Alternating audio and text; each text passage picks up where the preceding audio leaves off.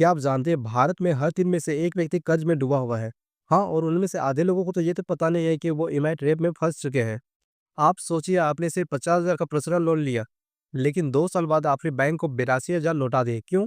क्योंकि आपने एक छोटी-सी गलती कर दी, वो गलती जो आज मैं आपको बताने वाला हूँ। तो अगर आप भी लोन लेने के लिए सोच रहे हैं या पहले किसी ईएमआई में फँसे हैं, तो ये वीडियो को आखिर तक ज़रूर देखना। अब सवाल आता है ईएमआई ट्रैप आखिर होता क्या है? सुनिए ध्यान से। मान लीजिए आपने एक मोबाइल खरीदा है 1 लाख रुपए का। बैंक ने कहा सर बस 3,000 ईएमआई दे दीजिए 4 साल तक। आपको लगा आसान है, लेकिन असली खेल यहीं से शुरू होता है।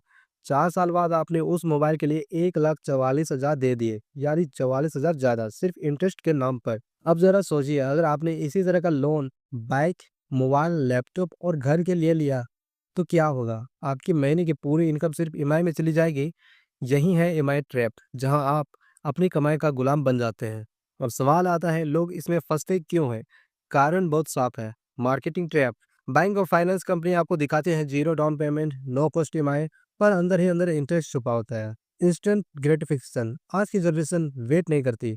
मोबाइल चाहिए तो आज, बैग चाहिए तो आज, पैसे नहीं है, चलो लोन लेते हैं। पीर प्रेशर, यार सबके पास आईफोन है, मेरे पास क्यों नहीं? और फिर लोन लेकर वो आईफोन ले लिया, बाद में ईएमआई भरते भरते ना खुद का आईफोन चला पाते हैं ना जिंदगी।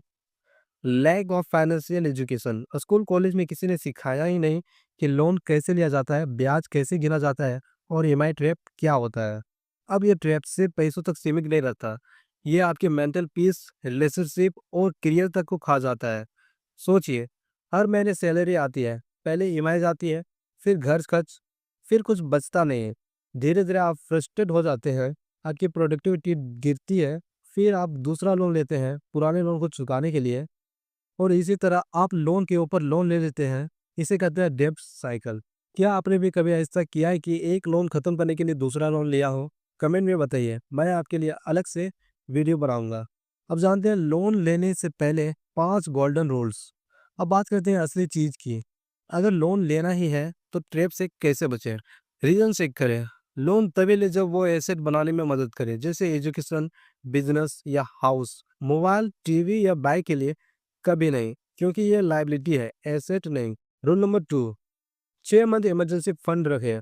लोन लेने से पहले कम से कम 6 महीने की सैलरी सेव करें, ताकि अगर जॉब चली जाए या इनकम बंद हो जाए तो ईएमआई आपको डुबा ना दे। Rule number 3, total interest calculate करें। कभी सिर्फ ईएमआई मत देखो, देखो कि टोटल रीपेमेंट अमाउंट कितना है। 1 लाख रुपए का लोन अगर 1.5 लाख लौटाना है, तो सोचो कि 50% ज़्यादा क्यों दे रहे हैं। रूल नंबर 4, हिडन चार्जेस पढ़ो। Processing fee, late payment penalty, cross closure charge, ये सब टर्म्स ध्यान से पढ़ो। बैंक से एक-एक सवाल पूछो। रूल नंबर 5, 30% से ज़्यादा ईएमआई रूल मत तोड़ो। आपकी मंथली इनकम 30% से ज़्यादा ईएमआई नहीं होना चाहिए। अगर इससे ज़्यादा है तो आपको बहुत दिक्कत हो सकती है। चलो इसे एक एग्जांपल से समझते हैं।